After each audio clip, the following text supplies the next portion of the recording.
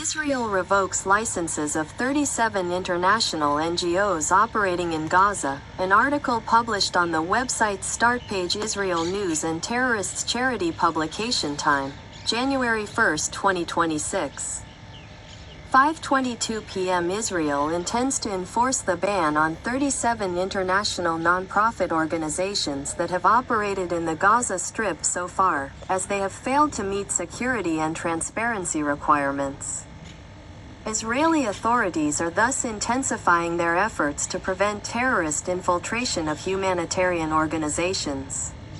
As EuroNews reported on Thursday, January 1, the Ministry of Diaspora Affairs and Combating Anti-Semitism issued a statement indicating that the international organizations refuse to provide complete and verifiable information about their employees. This is a critical requirement designed to prevent terrorist infiltration of humanitarian organizations. Our message is absolutely clear, said Minister Amichai Shikli. Humanitarian aid is welcome, but the use of humanitarian mechanisms for terrorism is not. In March 2025, Israel set a 10-month deadline for NGOs operating in the Palestinian territories to comply with new regulations requiring disclosure of personnel, funding sources, and operational structures. That deadline expired on December 31.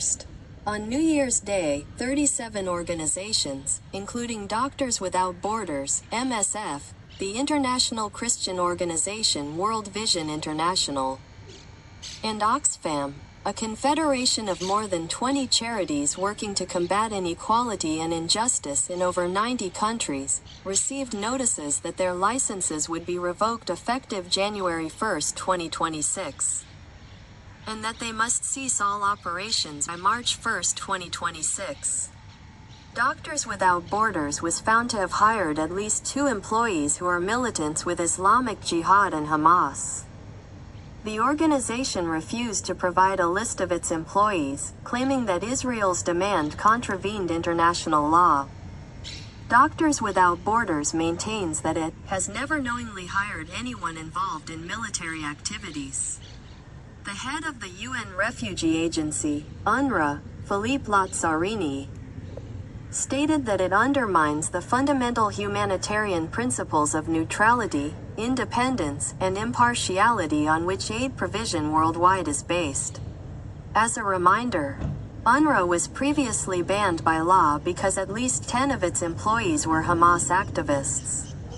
The agency's buildings, including hospitals and schools, were used by terrorists to supply Hamas headquarters with electricity and communications, and to provide terrorist shelters. UNRWA's complexes included premises used exclusively by terrorists and terrorist leaders, and their premises housed weapons, missiles, explosives, and exits from underground tunnel infrastructure.